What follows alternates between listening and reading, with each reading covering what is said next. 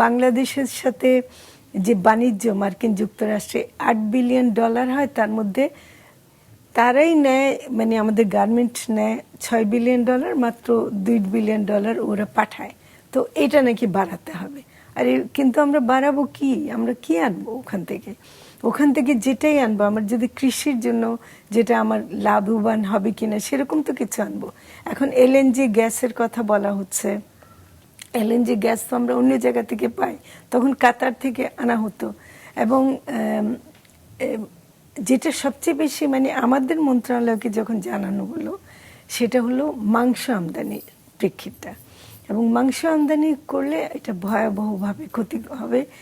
শুধু যে এই কারণে না যে ওই মাংস আমাদের জন্য ভালো কিনা, ওই মাংস আমাদের জন্য ভালো কিনা এই প্রশ্নটা আমি এখনো করি এই কারণে যে যুক্তরাষ্ট্রে যে গরু পালন হয় ওটা তো আমাদের মতো গ্রামের মতো করে ঘাস খাইয়ে গরু পালে না।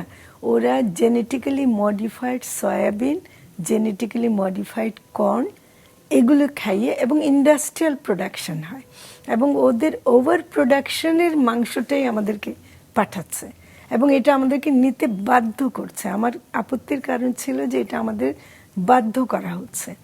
তো সেজন্য আমরা বললাম যে যদি এটা হয়, এখন ওরা নাকি এই মাংস 200-300 টাকা কেজি তো বিক্রি করবে, অথচ আমাদের এমনিতে স্বাভাবিকভাবে 700-800 টাকা বিক্রি হয়।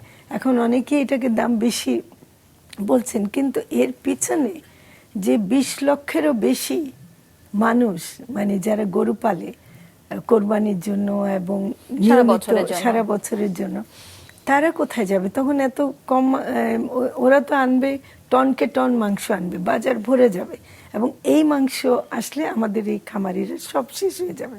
তো কাজে জীবন জীবিকার প্রশ্নে আমরা আপত্তি করেছিলাম।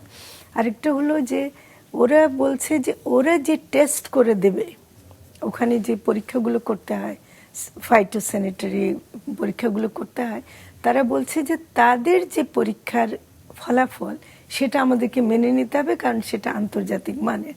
আমরা মানলাম এটা আন্তর্জাতিক মানের, ঠিক আছে, কিন্তু এই যে এত দূর থেকে আসলো, তারপর আমাদের এখানে বন্দরে আসার পর আবার মার্কেটে যাবে, এর মধ্যে আমাদের কি একবার টেস্ট করার দরকার নেই? সেটা আমরা করতে পারবো না, আমরা বলতেও পারবো না। এই যে একপক্ষীয় একটা চুক্তি, এটা আমাদের সার্বভৌমত্বের জন্য একটা হুমকি। কিন্তু এটা যেভাবে হোক এটা চাপ ছিল এবং সে কারণে করা হয়েছে। এখন আমি আশা করব যে বর্তমান সরকার এটাকে একটু মূল্যায়ন করবে এবং দেশের মানুষের কথা ভেবে এটাকে মানে কার্যকর করবেন।